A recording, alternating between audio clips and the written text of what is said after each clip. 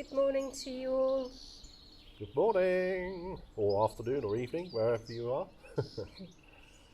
Well, it's been a busy old week for us, but a slightly strange week, really. We've not stopped. We've done lots and lots of things, but there's no one major thing we've done. Lots of maintenance and clearing up, weeding, strimming, cutting branches. Piles of stuff to take to the déchetterie.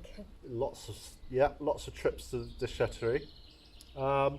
So this week's video's slightly different feel in that there's no one major thing we've got for you. So we spoke about me wearing a hat a few weeks ago, just in case people wondered, with the weather getting hotter, me wearing a woolly hat. And then I started wearing a scarf and this to keep the sun off me because I'm photosensitive at the minute, having chemo. And it's getting hot even with a scarf and this on.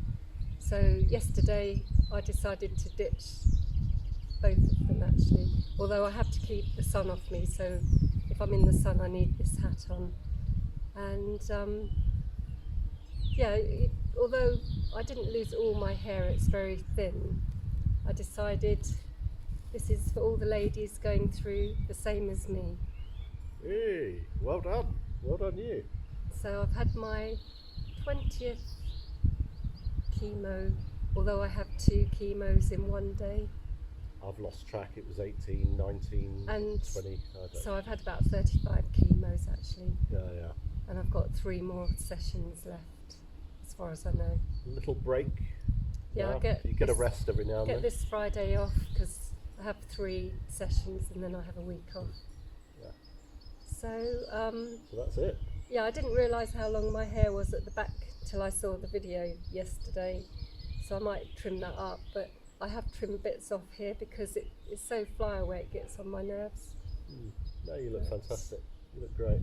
I might trim some more off. Whatever you feel. But I've still got a few thin patches, but it is growing back. Yeah, I've got a few thin patches, but it's not growing back, I'm afraid. Yeah, but it doesn't matter so much from men, does it? No, I suppose not. Anyway, we'd like to also thank you for all your lovely comments from last week's video, and all the videos really. We're still answering every one, and it's real joy to read them all actually. It's just makes you realise what we're doing is worthwhile, so thank you ever so much for that. And thank you to Dave, Deirdre and Charlotte for buying us some coffees, and we'll let you know in the next few weeks what the money goes towards, but every penny will go towards renovating this place. Definitely, and thank you ever so much, it's very kind. We'll let you know what we do with it. Right, better get on with this episode. Hope you enjoy it. This stuff is an absolute nightmare. It's growing in the wall, it's got into all the mortar, the pointing, and I've got to stop the rot, so I'm going to just trim along the bottom just to cut it off from its roots. That'll stop growing, and then over the next week or so I'll try and remove it all slowly but surely. I'll probably have to go outside, but this is the road outside. Probably can't see it, no. And it's covered the outside of the wall as well, so it's got to go, and the job starts here. I've got the strimmer ready. I'm going to go along the bottom, hopefully cut it off at its roots.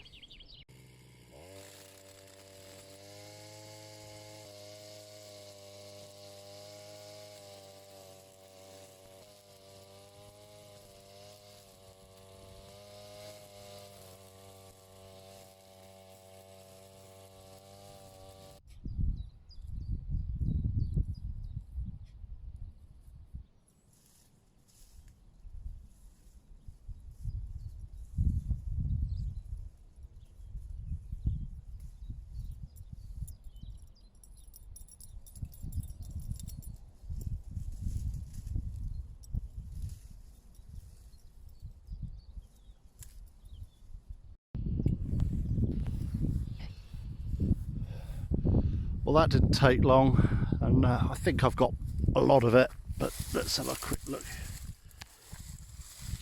I think I've got most of it. There might be the odd thicker root there, but I can deal with that when I start to take it off. But at the moment I've severed a lot of it. Well, that's the largest single patch of ivy we have in here, but we do have others. I'll just turn around and I'll give you a quick walk around. We'll head down to the corner here. We've got various bits of ivy growing along and it really needs to be tackled. Now, none of this ivy seems to have its roots on this side of the wall, so I'm assuming it must be on the other side, which is the road, but I don't remember it actually being all the way down to the ground on the other side. The big worry is it's growing up in between the wall, but I'll investigate that. But certainly over the next week or two I want to start tackling all this. You can see along this stretch there's a few patches. This is where that oil drum was that I got rid of last week, and then of course in the distance there, that's all the stuff I cleared last week. Now, in last week's episode you saw us going up to the village and getting a baguette out of the vending machine. Well, on the way there we actually filmed the other side of the wall here in the lane. So, but I kept that footage back knowing that I wanted to do an update on here. So I'm going to show you that footage now. So just so you can see the challenge really. You know, I can get this done over the next couple of weeks and I think I'll be happy if I can get that done because we just cannot afford for this wall to collapse. And there is that danger, you know, this ivy will bring the wall down eventually. I don't think we're near that stage yet, but you just never know. So we're just going up into the village to get some bread. We thought we'd show you our outside wall while we're on the way up there. It's pretty impressive, isn't it, really? Yeah, as walls go. So totally self-contained here, and the wall is massive from the outside. So this is the end of the bread oven. You often see the bread oven from our courtyard, but this is the actual other end, which is on the lane with the outbuildings. Yeah, this is with the outbuildings. So to this side of the wall, the other side of the wall is the walled garden, and I would imagine the soil is probably up to about here, maybe. And as the road slopes, the wall gets taller and taller and taller. And it's built on granite. Built on solid stone. You look at all that. But it's very important to keep it in good condition because you don't want this falling over. A bit of pointing required here. But other than that, it's not in bad condition. We can actually stand at this corner and look out, so you can tell how high the soil comes up. This must be about 12 foot high. Double me, 12 feet. Yeah. Whatever 12 feet is in metres, just under 4 metres. So I can just see over that wall, stood on a stone. And of course this is why the building is a citadel, which is a fort. You know, you need big solid walls like this. And it goes all the way around. Yeah. Like I say, the whole place is totally enclosed, isn't it? Yeah. Somebody's pointed this. We don't know what's happened here. Maybe there was a collapse, or maybe the local council wanted to take the corner off or something. Don't really know. All this ivy, got to get rid of that. That's not good, but that's growing from within our garden. It's massive. Yeah. And there's obviously been some repair a work. repair of some sort here. This looks like concrete rather than I don't know. water. Could be lime. But again, you see the base it's on, solid. Yeah. The base is solid, but the stone could easily collapse if it wasn't looked after. Most definitely. Now, as we don't know what's happened here, why this is sticking out. Could be the wall has moved, but it seems solid enough on the inside. So as we're going up the slope, the wall's getting lower, so we've got to get all this off. Yeah, this ivy is growing from within, and I've actually severed the roots from this. Trouble is the roots grow into the ground here. Well, these bits do. That's alright. It needs pointing really, and you can see old ivy has been growing in there. And that's the end of our wall. Yeah. To our neighbours. The end. This was all part of the same property, but it was split as an inheritance. Yeah, it was split between two, son and daughter. Yeah. The son got ours, the daughter got this one. Okay, well you've seen that, so over the next week or two have a look out for a bit of footage of us sorting out the ivy. Just to show you where we're at, we've prepared these beds now, we've dug them over, and we had cardboard put down, we've put the compost over, which is all our compost. So they're ready for planting. I know you might be saying it's a bit late, but we're a little bit late to getting seeds into the pots, but they're in and they're growing now, as you can see. All sorts growing in there: beetroot, spinach, rocket, broad beans, various herbs. Some carrots have been planted, courgettes, that sort of stuff. We are already seeing some radishes. There's quite a few of them here already. And in front of the greenhouse here, there's some broccoli being planted there. I can't remember what we've planted in there now. Suzie planted that. So yeah, we're not looking too bad, and I've just started the process of finishing this fence off. I've got a couple of posts to cement in. We did put the fence up last year but never got it finished. First 6 months last year was absolutely full on, and you start a job thinking, right, that'll take me a weekend, and then halfway through day one you end up with a problem somewhere that you've got to go and sort out, and before you know it, 3 weeks later you've only done half what you thought, and in the end it never actually quite got finished. But it doesn't matter, we'll finish it this year. And what we're going to do, we're going to fence this whole section off, just to stop the dogs really, and also we're going to get chickens at some point, so we don't want the chickens in there. So we'll put a gate in somewhere here and then fence off down here, and so this will be totally enclosed. So that's another job I'm going to be tackling over the next couple of weeks, just to finish off the fencing. Just want to quickly check on this tree here. We found this tree amongst our rosemary bushes, and it turns out it's a cherry tree, and we didn't want it out there, so we've transplanted it here, and we've given it a fair bit of watering. Seems to be doing all right, so yeah, I'm happy with that. We're keeping our eye on that one to make sure. All these other fruit trees that we planted, very first thing we did really was plant all these. They're all looking good. So yeah, happy with the way this is going. Bit of work to do against that wall. I want to clear that, and that can become another bed, or we'll have something growing up there, tomatoes or whatever. So work to be done as always, but you know, we'll be eating our own vegetables again this year, just as we did last year. Perfect. Good morning. Here we are. Bet you can't guess where I am. Yeah, it must be Friday. Poitiers. And yeah, there's a danger this is going to become a regular feature, but don't worry, it won't. Not that I've had any complaints, but anyway, here I am again, once again in Poitiers with a little bit of time to kill.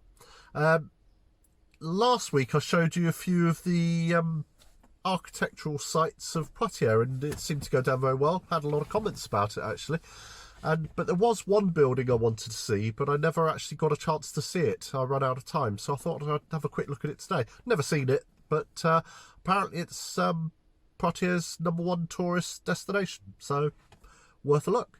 So let's go and find it. It's in a lovely square, beautiful buildings.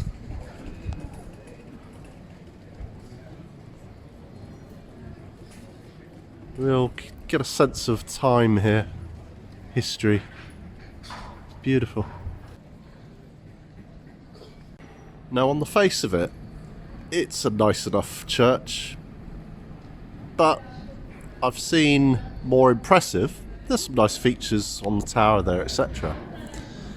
However, just where that lorry is, just around the corner, that's what makes it a bit special, and I'll go and show you. And here it is.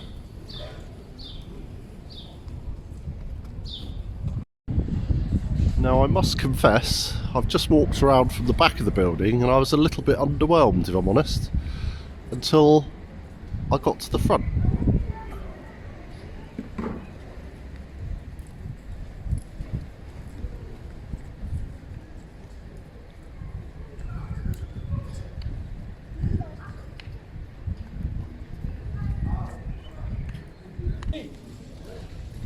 L'Église Notre-Dame, built in 1086. Now that's old. I'm quite impressed with that.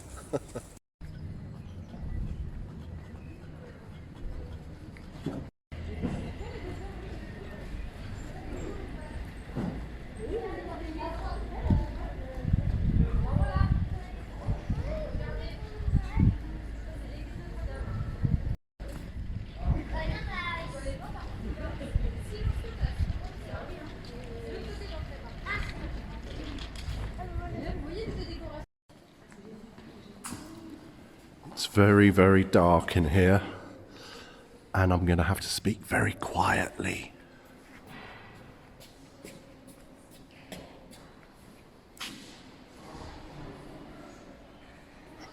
I hope I can get this on film. It's very dark, but it's absolutely beautiful. Really beautiful.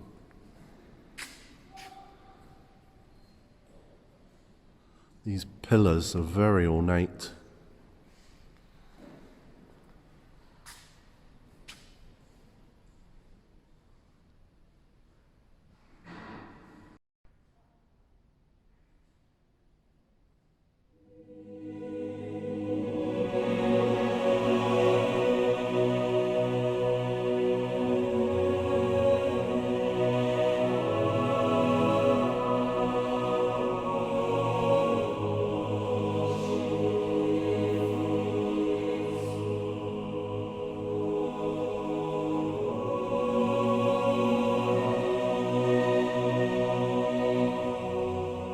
Stained glass windows are just beautiful, really beautiful.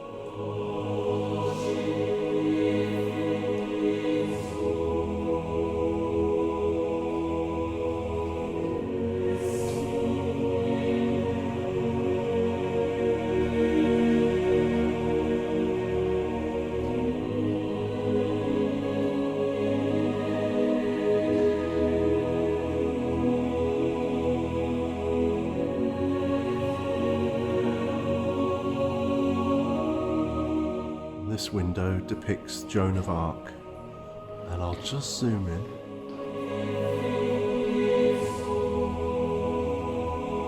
Joan of Arc, Poitiers, 1429.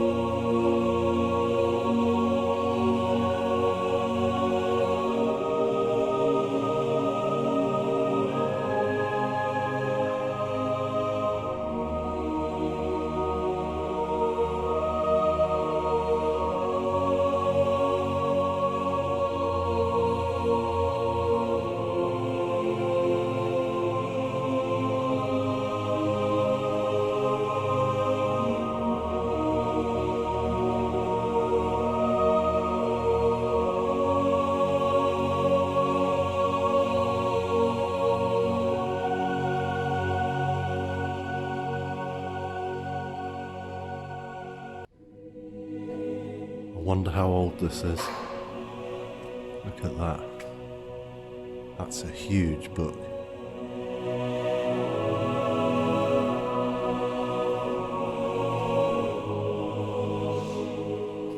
If I try and give you some scale of it. There.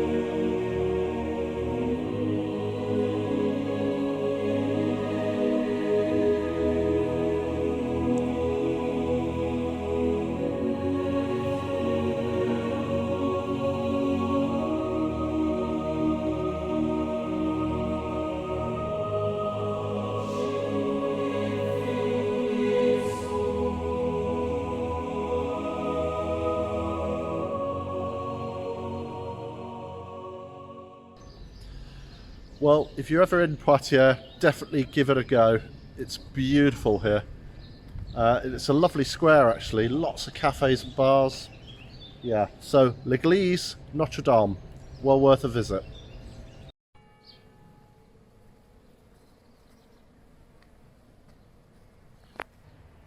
I've just brought you into the rosemary garden because I wanted to show you our beautiful tree. It's called a Judas tree. And this lovely lilac tree, which seeded itself probably some years ago, looks quite old and woody. Hasn't got much scent, but it's really pretty. Well, the lilac's beautiful. That's not the reason I brought you out here. It's for this. Our Judas tree.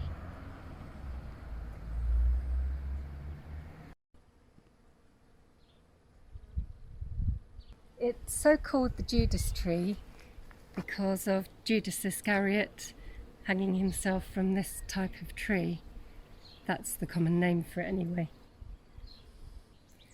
Well, as you can see, there's quite a lot of ivy on it, so we need to get rid of that.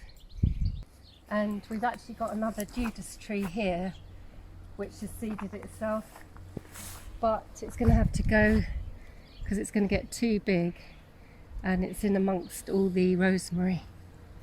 When my sisters came over to help with the garden last week, they were so impressed with it.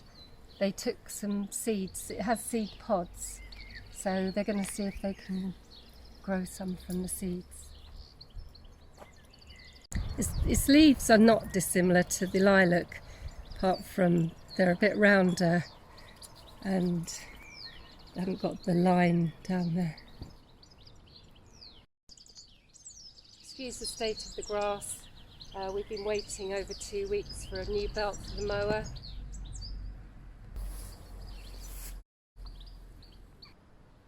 I also ordered a cordless trimmer because the petrol one's too heavy for me. And it was supposedly delivered, but it wasn't. So now I've got to try and order another one and claim my money back. So I've been feeling a bit frustrated with everything this week.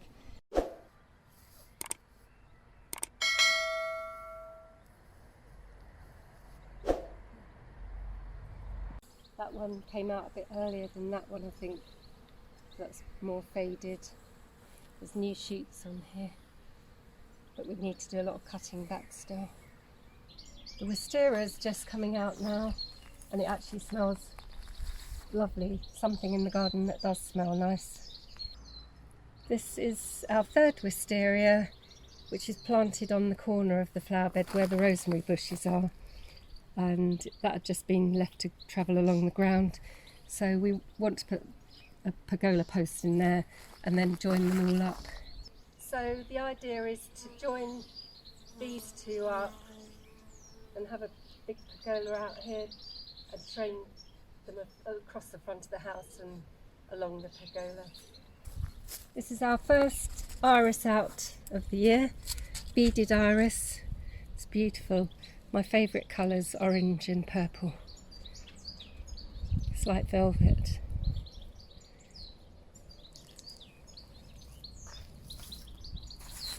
And we've got some euphorbia here.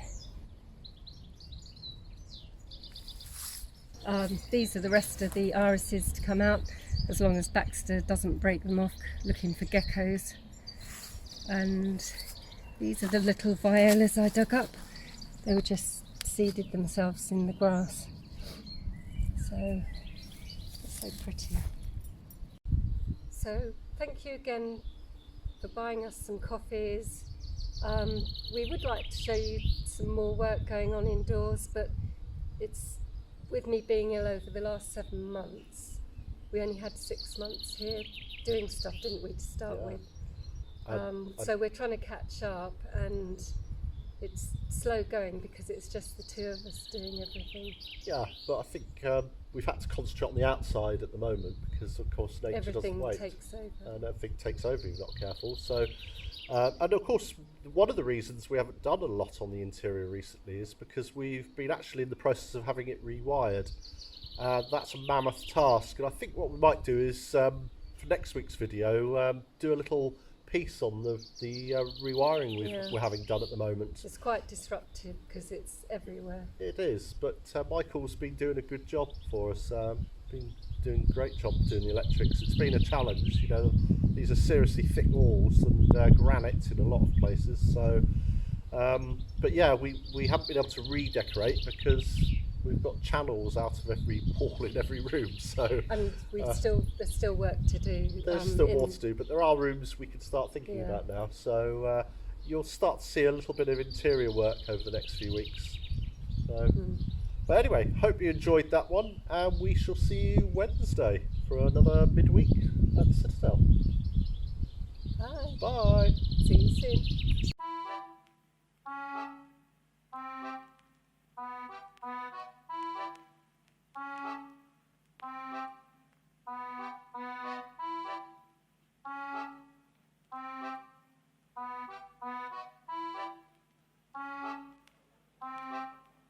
Enchanté.